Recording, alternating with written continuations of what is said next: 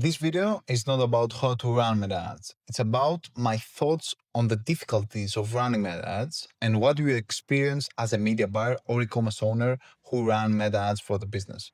Or even if you have an agency running them for you. The reality is that Meta is a platform that has its own problems. I've been doing this for over half a decade, managing many ad accounts, mainly Shopify stores. And there are a few things that make this job difficult. Constant algorithm changes. One major issue is the constant algorithm changes. You cannot expect the same results because the algorithm changes. And when the algorithm changes, the job changes. What used to work in the past doesn't work anymore, which is confusing, especially for older media buyers. When I do audits, I see a lot of mistakes coming from old strategies, things that worked before but stopped working now. People still use them because they don't realize the platform has changed. If you compare this to, let's say, coding, in coding, some things change here and there, but the base logic stays the same.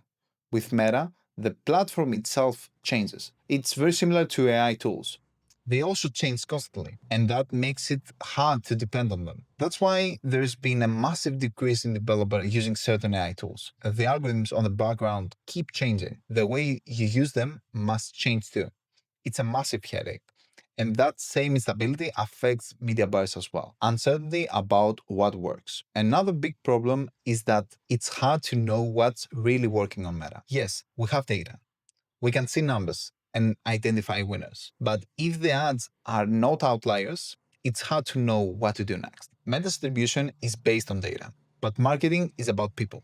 People might see one ad, then another, and only later make a decision. It's not always just one ad that converts. It's often a combination of touchpoints. And there is a debate in the industry. Should you show one great ad repeatedly or show multiple ads with different angles? TV advertising shows the same ad again and again, and it still converts. But on Meta, we are not even sure what works better. Showing one ad to 1,000 people or showing 5 different ads to 200 people each. The customer impression may be the same, but which approach drive better conversions? The Andromeda update. That's why I'm honestly against the new Andromeda update. If you have a killer ad, one that truly resonates and converts, why should Meta show 10 other different variations to the same person? As a Facebook user, and every media buyer must be an active Facebook user, you see how ads are being delivered. Right now, if you engage with one ad, you'll suddenly start seeing 5 or 10 different ads from the same brand. But